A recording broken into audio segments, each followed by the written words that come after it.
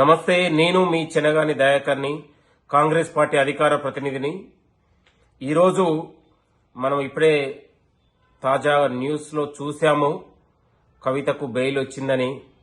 ఇవాళ 5 నెలలుగా తిహార్ జైల్లో ఉంటున్న కవిత కోసం ఇవాళ కేసీఆర్, హరీష్ రావు, కేటీఆర్ మోదీ చుట్టూ, మోదీ కాళ్ల మీద పడి, అమిత్ షా చుట్టూ ఢిల్లీ ప్రదక్షిణలు చేసుకొని ఇవాళ బీఆర్ఎస్ పార్టీని తాకట్టు పెట్టి మోడీ కాళ్ళ దగ్గర బెయిల్ తెచ్చుకున్నారు.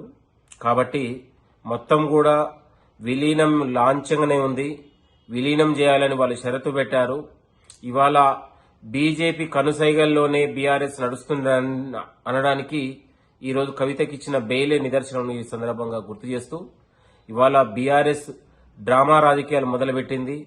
ఇవాళ అడుగులకు బీజేపీ చేస్తున్నటువంటి సంస్కరణలకు అడుగులకు మడుగులొత్తుతూ ఇవాళ మోదీ, అమిత్ షా దగ్గర కేసీఆర్ బ్యాచ్ మోకరిల్లి ఇవాళ బెయిల్ తెచ్చుకున్నటువంటి పరిస్థితి. భవిష్యత్తులో కూడా మోదీ, అమిత్ షా కనుసైగల్లోనే బీఆర్ఎస్ పనిచేస్తుంది. ఇంకా విలీనం లాంఛనం జరగబోతా ఉంది, మీరందరూ చూస్తారు. కాబట్టి మనందరం ఊహించిందే.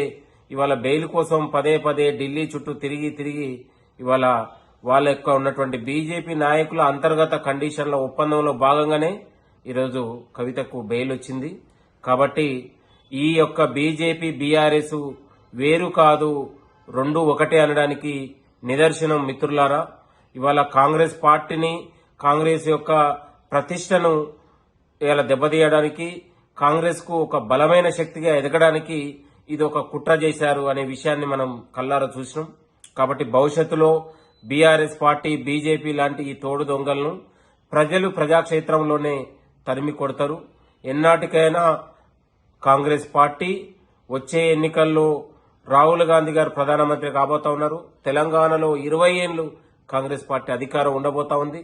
ఎందుకంటే ఇవాళ ప్రజల కోసం, ప్రజల యొక్క ఆలోచనతోని ఇవాళ మీరందరూ చూస్తా ఉన్నారు. రైతు బంధు విషయంలో, మహిళల విషయంలో, ఇవాళ రాజీవ్ బీమా విషయంలో కావచ్చు, ఇవాళ అక్రమార్కుల గుండెల్లో హైడ్రాను ఇవాళ ప్రభుత్వం ఎంత ప్రతిష్టాత్మకంగా తీసుకుంది. తెలంగాణ వనరుల్ని రక్షించడానికి ఈరోజు ప్రభుత్వం చేస్తున్నటువంటి ఒక పోరాటం, ప్రభుత్వం చేస్తున్న చర్యలు తెలంగాణ సమాజం అంతా కూడా స్వాగతం పలుకుతా ఉంది. ఇంకా భవిష్యత్తులో కూడా ప్రజల కోసం, ప్రజల అవసరాల కోసం, విద్యార్థుల, నిరుద్యోగుల కోసం ఈ ప్రభుత్వం చిత్తశుద్ధితో పనిచేస్తా ఉంది. ఇలాంటి కుటిల రాజకీయాలు చేసే, శిఖండి రాజకీయాలు చేసే బీఆర్ఎస్, బీజేపీని మనం ఎప్పుడు కూడా ఎండగట్టాలని కూడా కోరుతూ నేను మీ చెనగాని దయాకర్. థ్యాంక్ యూ, నమస్తే. అసలైన తొలి వెలుగు. ఫాలో వాట్సాప్ @తొలి వెలుగు అఫీషియల్.